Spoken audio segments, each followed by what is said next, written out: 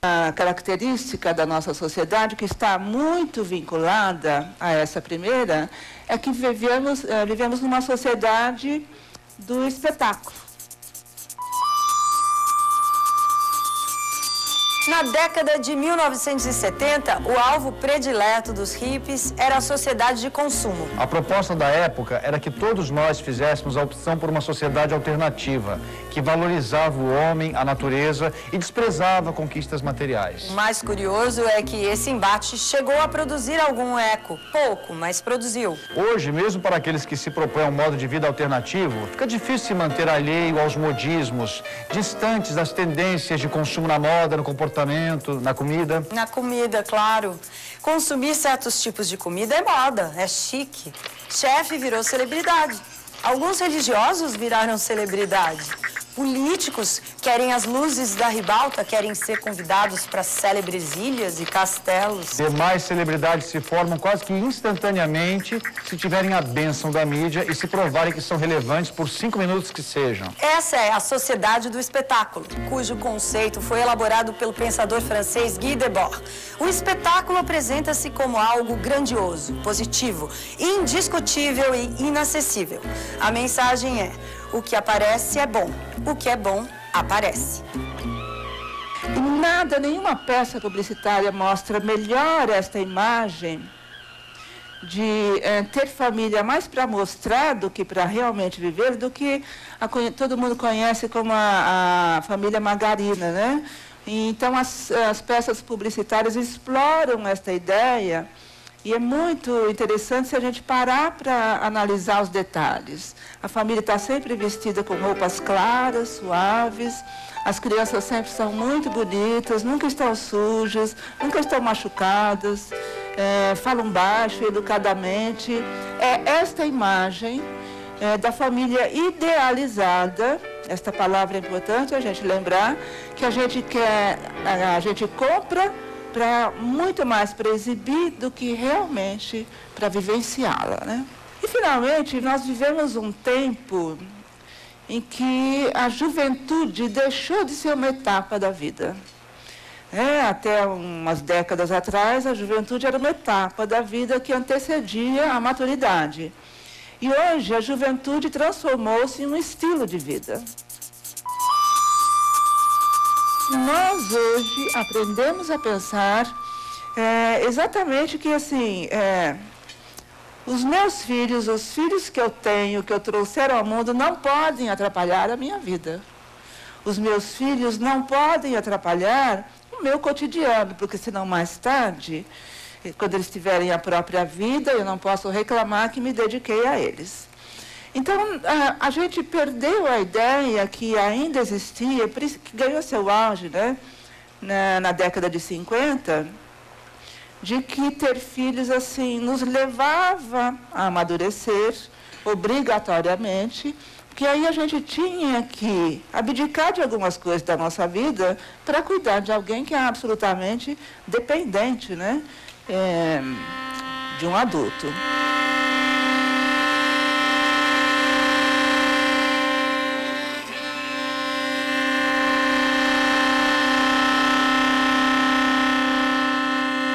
Temos pensado tanto em nós, temos nos preocupado tanto conosco, que não nos sobra disponibilidade e energia para a gente ficar 24 horas por dia ocupado com um ser que precisaria disso em tese. Perdemos a ideia, né, de que ter filhos significa abdicar, pelo menos temporariamente, de algumas coisas na vida.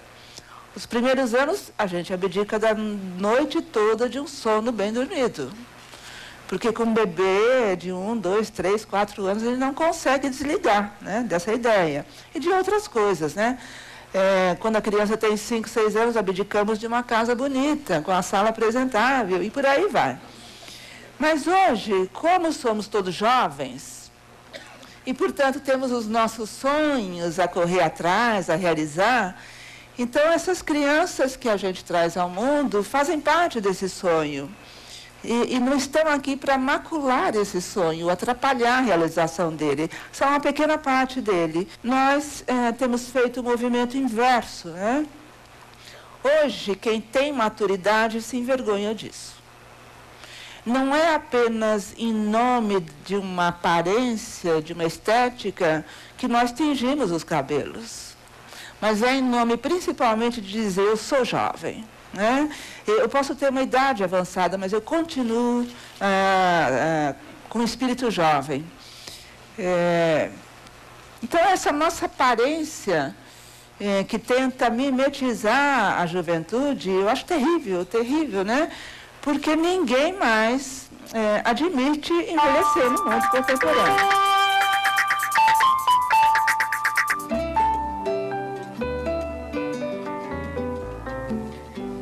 Hoje, em vários momentos do café, vamos nos lembrar de outros tempos. Eu, por exemplo, me lembrei que era muito comum o irmão mais novo herdar a roupa do mais velho. Mas esse era um tempo que moda era uma palavra muito pouco usada. E a partir do momento que a moda realmente virou moda, nas últimas 2 décadas, surgiram novas confusões que determinaram mudanças importantes. Se a gente vê crianças de 3, 4, 5 anos, elas se vestem como uma mulher jovem se veste. Ou um homem jovem se veste, né? Não há mais roupa de criança e roupa de jovem adulto. A roupa de homem, de mulher, e às vezes nem isso, é a roupa para os dois, né? Aí, então, esta criança, às vezes de 9, 10 anos, ela já se apresenta como uma mulher. Inclusive, nós conseguimos criar uma expressão para acabar, né, definitivamente com o final da infância, que é a expressão pré-adolescente. Quando a gente chama uma criança de pré-adolescente, a gente consegue abortar o final da infância e de maneira institucional, né? As crianças hoje em dia, cada vez mais precocemente, dizem: não me trate como criança, eu sou pré-adolescente, né? E ela só diz isso porque nós iniciamos esse processo. Então, para uma criança de 3, 4 anos, uma garota, uma outra criança de 10 anos, para ele é uma mulher. Aí depois tem as jovens de 20, 30 anos, que provavelmente é a idade da mãe dele, de 30, 35, 40, que tem a mesma aparência hoje, né? Da mulher de 20 e poucos anos. A custa, às vezes, de botox, de muita malhação, mas as mulheres de entre 30 e 40 tentam parecer como se tivessem 20 ainda. Aí, acima do 40, a gente faz de tudo para todo mundo pensar que a gente tem 40, né? É o máximo que a gente tolera. Então, e hoje a tecnologia nos oferece muitas possibilidades e que a gente pode usar a esse respeito, né? Tem cirurgia plástica, mas nem precisa para quem tem medo disso, né? Tem uma série de outros procedimentos que ajudam a mulher de 50 a parecer que tem 40. Então, aí ninguém envelhece. Para esta criança, tenta imaginar esta criança de 3 anos, né? Olhando uma menina de 10, travestida de mulher, olhando para uma mulher de 25, vestida de mulher, e olhando para uma mulher de 45, 50, travestida de jovem. Para esta criança, que provavelmente tem avó, né? Nesse bico, nessa ponta, todo mundo é a mesma coisa. Vamos lembrar que nessa idade os detalhes não são ainda destacados, né? Aí, de vez em quando, e cada vez mais de vez em quando, o nosso índice de longevidade tem aumentado, né? Hoje nós temos, às vezes, uma criança para 4 avós e 2 bisavós. Então, antes os netos disputavam os avós e hoje os avós disputam os netos, né? Temos mais avós do que netos. E aí surge uma bisavó na vida desta criança, aí sim, uma velhinha de mais de 80 anos.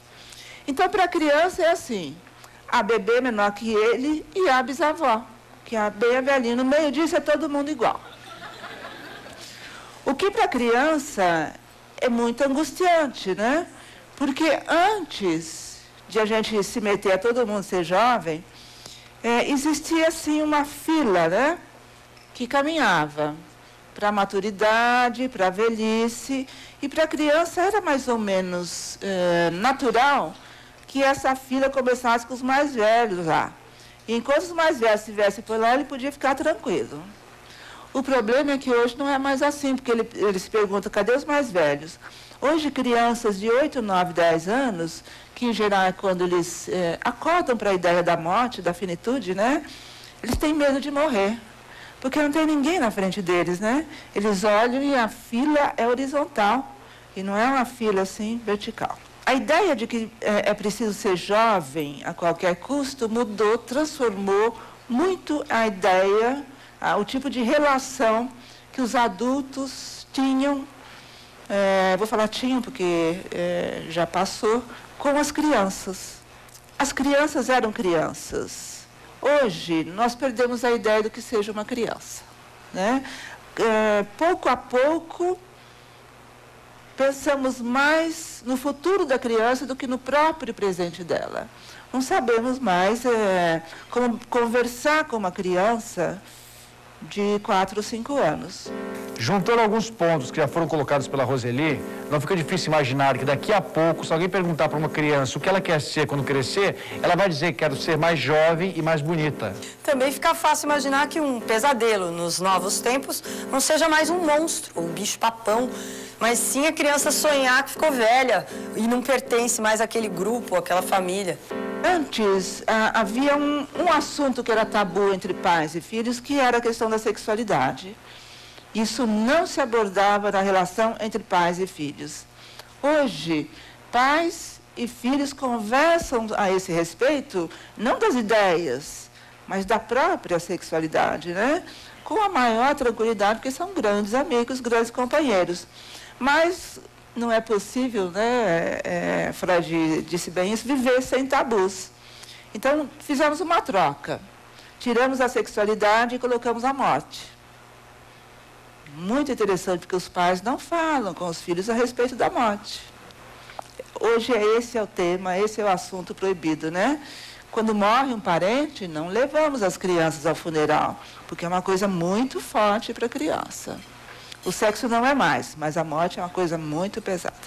Tudo isso para falar, né, que hoje, para a gente garantir um lugar no mundo, a gente precisa ser jovem. E o pior, não basta ser jovem, é preciso ser jovem e feliz. Educar, quer a gente goste ou não, significa basicamente reprimir. Sempre. Sempre. Mas a gente não precisa reprimir de modo violento, mas reprimir a gente vai. E é claro que educar, então, desagrada quem está sendo educado. Mas se é importante que eu seja feliz, e é importante que o meu filho seja feliz também, eu abdico de desagradar o meu filho em nome da felicidade dele. Então, esta ideia que ganhou muito, ganhou gosto popular, né, de que a criança não tem limites, na verdade, foi o adulto que não tem o limite de lembrar que ele está ali para educar essa criança. A falta de limite é do adulto, que faz de tudo para ver o sorriso do seu filho, né, porque o adulto acredita, lembra lá da peça publicitária, do sonho de consumo que ele comprou? Ele acredita que aquela criança sorrindo é uma criança feliz.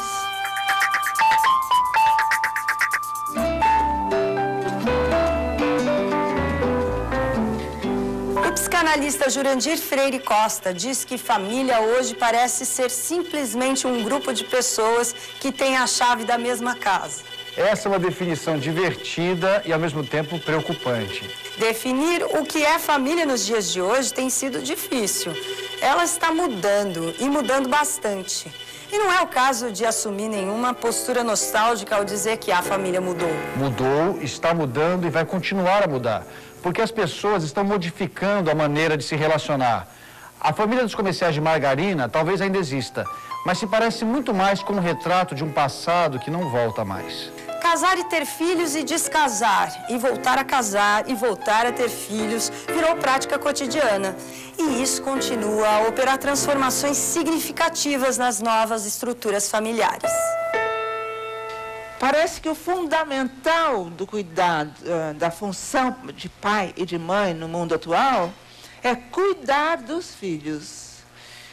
Cuidar no sentido de dar assistência, mas dar assistência na perspectiva de uma sociedade de consumo. Eu vou usar até uma palavra que eu retirei de uma linguagem usada pelos travestis, né? Eles dizem, quando se transformam em travestis, que eles estão montados, não é isso? O que os pais têm feito hoje com os filhos tem sido exatamente isso, eles montam o filho. Isso começa antes do filho nascer, né? É muito interessante, muito curioso ver toda a infraestrutura necessária para se ter um filho. Desnecessária, mas considerada necessária hoje. Que vai do enxovalzinho que isso sempre teve, né? Mas vai muito mais. Tem que filmar e registrar o primeiro som do coração que o ginecologista ouviu.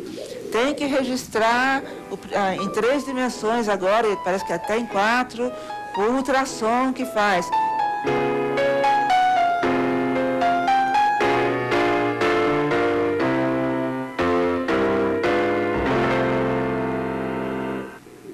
E aí vai montando uma história. Montando uma história que está aqui dentro e que os pais vão tratando de dar um jeito de conseguir mostrar aqui fora, né? Então, este filho idealizado, aqui dentro, os pais vão fazer de tudo para que ele se torne realidade. Não importa que o filho seja diferente, os pais dificilmente conseguirão ver que esse filho é diferente daquele que foi gestado aqui dentro. Né? Por quê? Porque faz parte daquele sonho que virou uma imagem concreta que nós compramos, né? Então, nós damos assistência, montamos essa criança, não importa a idade que ela tenha, e até para o jovem, para que ela tenha condições de pertencer a algum grupo, a alguma tribo. Para isso, ela tem que vestir determinadas roupas, tem que usar determinados acessórios, tem que assistir a determinados filmes, ter determinados jogos, ou pelo menos conhecer, né? Tudo isso porque a gente não quer que esse filho se sinta sozinho, fora do grupo.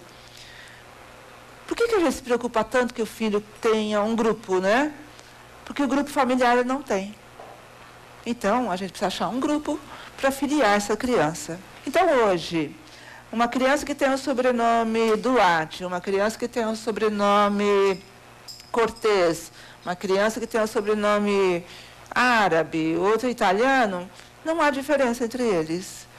Eles aprenderam a gostar das mesmas coisas, a exibir as mesmas coisas, e o grupo a que eles pertencem é esse. Eles não ganham identidade no grupo familiar, porque os pais têm este receio de limitar a vida deles. E a gente não se dá conta que o maior limite que a gente oferece a essas crianças é de não oferecer o grupo de identidade de origem. A gente tem medo de aprisioná-los neste grupo de identidade de origem. Mas, com esse medo de aprisioná-los aqui, a gente permite que eles fiquem aprisionados lá, no mundo do consumo, por exemplo. Eu já ouvi uma mãe dizendo assim: a minha filha é minha grande companheira de compras.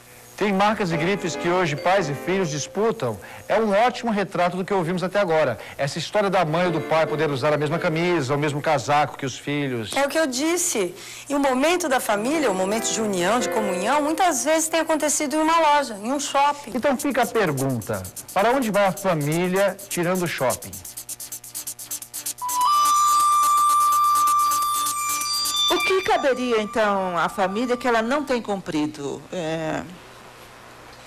Caberia, em primeiro lugar, transmitir aos mais novos, originários desse grupo, as tradições, os hábitos e os costumes de um grupo pequeno que está ligado ao grupo maior, não é impermeável a esse grupo maior, é claro, né? a gente chama isso de transmissão da cultura familiar, da tradição familiar, que nunca é estática, é dinâmica, né? Porque a família sempre se une a outra família, e aí as culturas vão se enriquecendo e tudo mais. Mas um núcleo sempre é possível a gente identificar. Também cabe aos pais fazer essa criança. Quando a gente tem um filho, a gente acha a criança linda, assim, nossa, gerei um ser. Não, a gente gerou um filhote da raça humana, por enquanto, né? Ele vai se transformar em ser humano pelo processo da educação e da socialização. Aí ele vai se tornar um ser humano. E essa talvez seja a missão mais importante da família, né? Que a gente chama, os estudiosos chamam de socialização, que é ensinar a criança a estar com os outros, é ensinar a criança a perceber, entender, não na teoria, né, mas na vivência, na experiência, de que ela não é a única da sua espécie, ela é mais uma da sua espécie, que ela não é a primeira, muitos estiveram aqui antes dela e construíram algumas coisas antes dela chegar, e não será a última, outros virão, né? Quando a gente introduz a criança no tempo e no grupo, na sociedade, a gente conseguiu completar o processo inicial de socialização dentro do grupo da família. Essa seria, basicamente, a função da família, que ela não tem cumprido. Por quê? Porque a família está ocupada com a sua juventude, e a juventude esgota a gente, né? Porque a gente tem tanta coisa a fazer sendo jovem, que aí a gente fica cansado de ser jovem. O que é que tem acontecido, então, com essas crianças? Na classe média, a gente começou a construir um batalhão de colaboradores, vamos chamar assim, para fazer aquilo que deveria eu fazer, mas eu não tenho tempo para isso. E quando eu digo tempo, não é cronológico. Nunca é cronológico, né? É um tempo interno. Não tenho tempo para isso. Então, aí nasceu a conhecida hoje figura da babá, que é muito antiga, mas do jeito que ela exerce hoje, é muito particular do nosso tempo, né?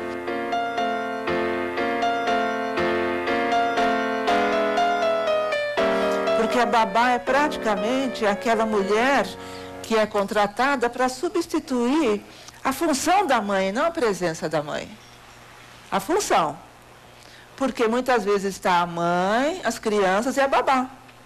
Então não se trata de substituir a presença, porque a mãe tem trabalho e tudo mais. Não.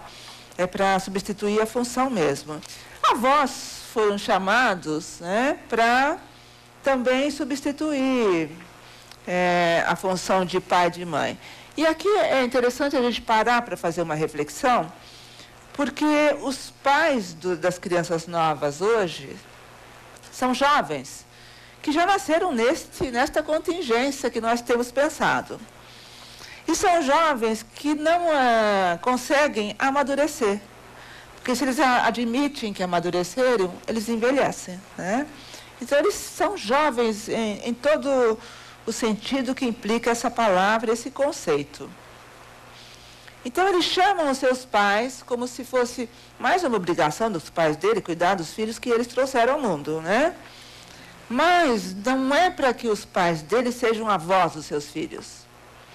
É para que substitua a sua ação. Tanto que a grande briga hoje é dos pais jovens que não admitem que os avós se comportem com autonomia com os netos. Não, eles querem dizer para o avô assim, não, você não pode falar isso, você não pode fazer isso. Não pode deixar ele fazer isso. Ou seja, com a referência própria, né? Não, a avô pensa com autonomia. E tem outra função com a criança que não, a principal é educar. Claro que também educa, mas não deveria ser como a missão principal, né? Tem também uma outra categoria, eu diria que é uma categoria formada por várias subcategorias, né? De colaboradores aí, de cuidar das crianças que a gente trouxe ao mundo. que eu chamaria dos especialistas, que são profissionais de todo tipo de profissão, gente, de todo tipo. Então, nós temos hoje o pediatra que, além de dar orientação da parte física, tem que também fazer escolhas, tem que aconselhar o comportamento da mãe e do pai, às vezes, e às vezes tem que instruir babá. Porque muitos pediatras reclamam que quem leva as crianças ao médico é a babá. Além de todo o papel inflado, né, do médico, nós temos hoje fonoaudiólogos, professores particulares, professores de línguas, professores de esporte, que mais? Psicólogos, toda a legião psi, né? Olha, nós temos uma gama enorme. Eu chamaria de um nicho de mercado que se abriu, né, para colaborar com a educação e os cuidados dessas crianças que nós trouxemos ao mundo. E o mais interessante é que ninguém reclama disso.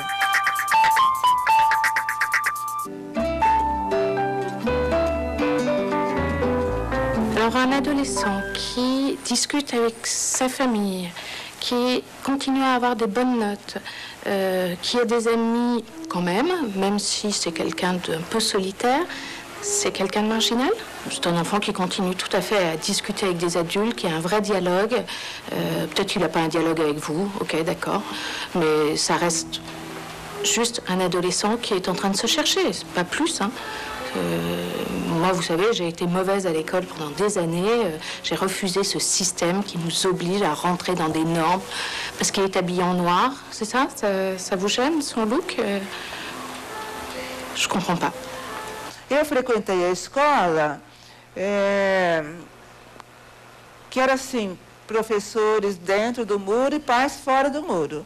A gente é que fazia a liga entre o muro, do muro de dentro para fora. A gente é aluno, tá? Os professores não viam necessidade nenhuma de falar com os pais e os pais não viam necessidade alguma de falar com os professores. Cada um conhecia o seu papel e a sua função. Vamos lembrar que isso aconteceu na década de 50, né?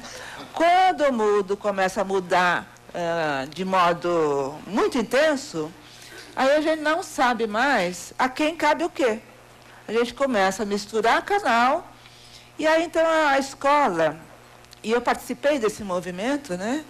De dentro da escola, a gente começa a falar assim, vamos chamar os pais dos nossos alunos, a gente precisa conhecer quem são essas crianças. As crianças estavam à nossa frente, né? Mas a gente achava que ia conhecer as crianças a partir do pai e da mãe. É nesse momento que a gente inaugura, já no final da década de 60, início da década de 70, o diálogo de adulto com adulto e as crianças fora. Ou seja, pais conversam com professores a respeito das dificuldades de aprendizagem de quem? Da criança. O maior interessado nunca está no meio da conversa, né? A gente conversa, pais e professores discutem, às vezes chamam um psicólogo também, para falar dos hábitos violentos de uma criança dentro da escola, fora da escola. E o maior interessado não está na conversa, né? Nós ficamos com essa ideia de que é possível dizer aos pais como educar seus filhos, nós principalmente a escola agora, né? Mas a gente começou a fazer isso por um motivo muito simples. Com a mudança drástica do papel de mãe, de pai, de professor, mudou o papel de aluno. Quando o mundo começa a deixar de ser uniforme, mudam as características de cada educação, de cada grupo familiar, e as crianças vêm para a escola com comportamentos diferentes. É claro, nós começamos a enfrentar na escola a diversidade que antes a gente não tinha. O uniforme escolar, até a década de 60, era o retrato da escola. Eles não apenas vestiam roupa igual, eles pensavam de modo igual, eles se comportavam igualmente, as famílias eram muito parecidas. Então era isso, né? Quando começa a surgir diversidade na escola, a gente fala, opa, o que é que a gente faz agora? Chama os pais para dar um jeito nessas crianças, porque a gente não sabe o que faz. Hoje a família quer mandar na escola e a escola quer mandar na família. Por que cada um não manda no seu espaço? Não é isso? Isso prejudica a família e prejudica principalmente a escola que mais perde com isso, né? Porque ela vai se desfigurando. Assim, os pais acham que é importante ter informática na escola. Aí as escolas dão informática. Os pais acham que é importante ter uma segunda língua desde cedo. Começa a aprender inglês, espanhol lá no 3º ano, 4º ano. Os pais acham que não precisa aprender coisa que não vai ter função na vida prática, que não vai cair no Enem ou no vestibular. A escola para de dar o teorema não sei de quem, né? Como assim? Numa sociedade do consumo, nós aprendemos a considerar a educação como um bem de consumo. Não é. A educação é um patrimônio, é um acervo, não é um bem de consumo. E se não é bem de consumo, não tem que ter utilidade. Né? A gente não aprende para se inserir no mercado de trabalho. A gente aprende para interpretar melhor o mundo. Então, não tem importância que o que eu aprendo eu não vou utilizar nunca mais. Não sei. Né? Não sei o que me reserva o futuro. Vai que eu decida ser um investigador dessa ideia, pode ser, né? Mas hoje só se pensa de modo utilitarista com o conhecimento, ou seja, o conhecimento que eu devo aprender deve servir para eu ter um bom emprego, ganhar bastante dinheiro para consumir. O problema é que a escola tem medo dos pais, então os pais mandam, a escola obedece. Por outro lado, aí vem a revanche, a vingança, né? Aí também, essa criança não vai aprender, olha os pais que ela tem. Não há respeito recíproco, não há um distanciamento necessário para cada uma e, principalmente, é uma confusão de papel que a criança ocupa frente aos pais e frente aos professores. A criança não é a mesma quando ela é filha e ela não é a mesma quando ela é aluna, ela é diferente. Que sorte que ela tem essa condição de experimentar ser diferente na escola, né? Então, a escola não tem que ficar chamando os pais para falar, o seu filho não é seu filho, é seu aluno. É meu aluno. Meu aluno se comportou assim, portanto, eu preciso dar conta disso. E também a gente não tem o que dizer para os pais quando eles falam assim, meu filho está fazendo tal coisa, o que a senhora acha? Não acho nada, a mãe é a senhora, né? Mas a gente adora achar também, esse que é o problema, né? Nós, professores, é bom lembrar que a educação formal é do gênero feminino, né? Por mais que a gente tenha professores, é a mulher que domina, a mulher no seu sentido de função, não de sexo. Por mais que a gente queira ser profissional, a gente se transformou nós, na escola, né? Um pouco naquele papel de mãe. Sabe a mãe? A mãe é assim, gente. Ela está com o telefone aqui, o bebê aqui no colo chorando e mexendo a panela, né? Um retrato apenas de que ela faz um monte de coisa ao mesmo tempo. Os professores estão assim, né? Querem ensinar, mas tem que ver se a criança está ouvindo bem, está enxergando bem. Tem que dar um atendimento personalizado porque eles têm diferenças. Então, nós somos um pouco assistente social, um pouco psicólogo, um pouco advogado, às vezes, um pouco médico. Não, e aí o lugar do professor fica vago. Se a gente for só professor, aí a gente consegue ser profissional. Por quê, né? Porque daí se o pai vem e diz para nós, você tomou tal atitude que meu filho, esse remédio é muito amargo, né? Aí a gente vai ter tranquilidade para dizer, no momento é o que ele precisa. A gente não vai ter medo de que ele tire da escola, né? Ao contrário, a gente vai ajudar a esse pai perceber que nós sabemos o que fazemos, que ele pode ter confiança para delegar o lugar de professor para a gente e ficar com o de pai. Né? Então, hoje está muito confusa essa relação. Ninguém mais sabe que... Sabe quando a gente perdeu o limite? Onde termina a escola e onde começa a família? A gente perdeu esse limite. E, portanto, talvez fosse bom a gente repensar. Não haverá retorno. Não haverá mais um muro assim, que diz, isso é da família, isso é da escola. Não haverá.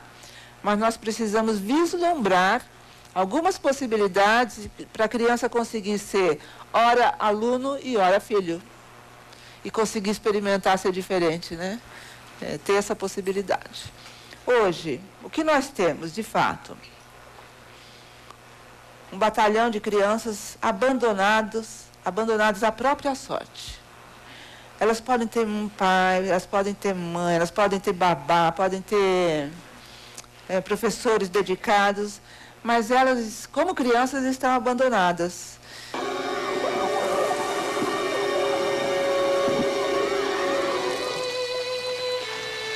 É um grupo de viajantes que sofre um acidente e só restam as crianças numa ilha.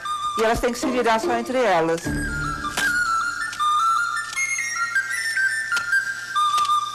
E o que parecia ser um sonho maravilhoso, não tem adulto mais para dizer para a gente faça isso, faça aquilo, se transforma em uma guerra entre eles, né? Porque eles não estão ainda totalmente civilizados.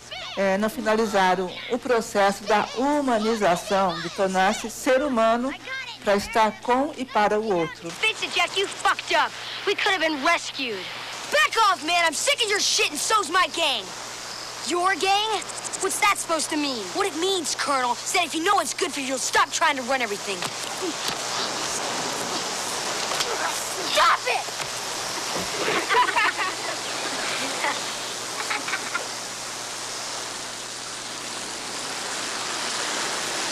I'm sick of all this shit. I'm gonna make another camp for hunters. You guys want to have a little fun? Yeah! Come on, Jack, that's crazy. We've got to work together. Come on, what do you say? I say fuck you. And that goes for you too, Miss Piggy. Come on, let's get out of this kindergarten.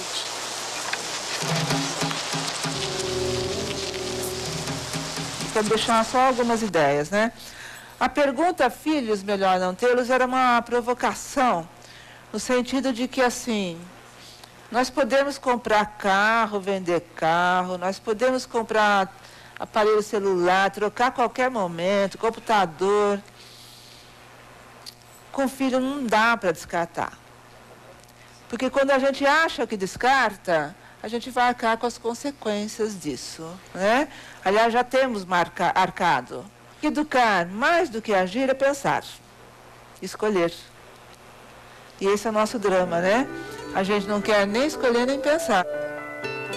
E por hoje encerramos o nosso Café Filosófico. Se você se divertiu, aprendeu, concordou ou discordou das ideias que foram apresentadas pela Roseli Saião, saiba que tem mais Café Filosófico na internet. No próximo, queremos contar mais uma vez com sua audiência. Obrigada. Tchau. Tchau.